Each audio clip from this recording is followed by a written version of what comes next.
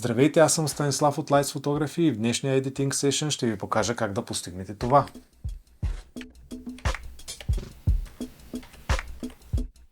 В този случай няма да ни бъде достатъчен само Capture One и ще трябва да прибегнем до помощта на Photoshop, тъй като някои извивки на женското тяло изискват да бъдат коригирани. Започваме!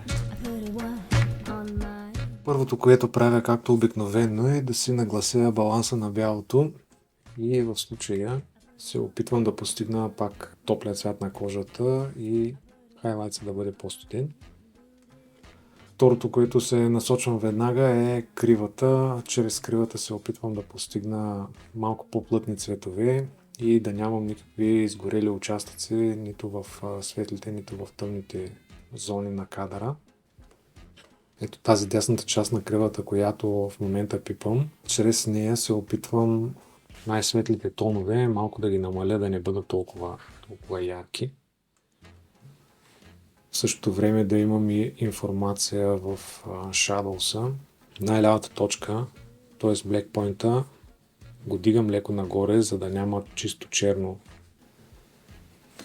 Тук в Color Balance се опитвам да постигна точно тази визия, за която ви казвам, да имам топли участъци и студени участъци в кадъра и в случая хайлайтса го правя в студената гама, по-тюркоазено синьо. Mid-tones също го правя в студената гама, както хайлайтса.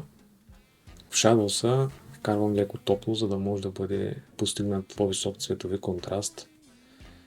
И чрез този мастер канал предавам един каст на целия кадър и го правя да бъде една идея по-студен. Виждате как в завесите вече имаме топло и студено. Долу пода, където е тези студени нюанси, много добре контрастират с топлия цвят на кожата. Естествено нагласям си и saturation-а, за да бъдат малко по-плътни цветовете и дори само с тези няколко настройки може да видите преди и след как изглежда.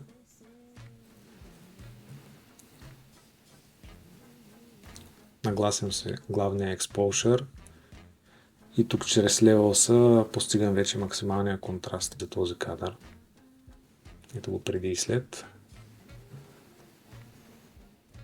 Много донагласям цветността на кадъра. Отварям се кадъра в Photoshop, тъй като тук се изискват малки корекции в формата на тялото и за целта използвам Liquify, като се опитвам да наглася линията на тялото така да бъде естетически красива и всички форми и извивки да бъдат по-гладки и по-пропорционални и съответно да бъдат по-приятни за окото. Тук няколко дребни щрихи върху формата на лицето, шията, рамото и тук още големината на ръцете. Тънкият момент тук е да се внимава с тези обекти, които са зад модела и по-конкретно кръка на стола да не бъде изкривен, тъй като веднага ще се проличи какво е правено. Ето го и преди и след.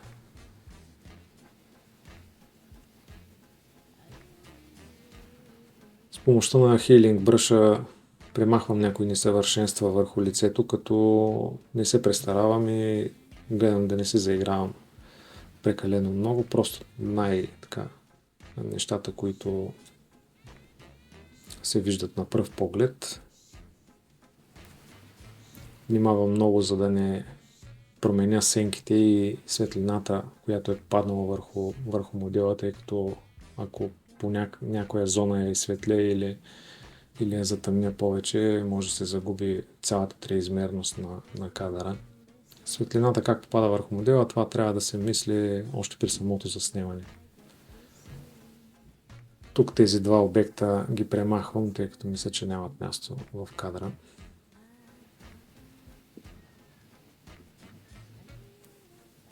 Сейвам си кадъра, което отново ме връща в Capture One и тук може да се види вече преди и след.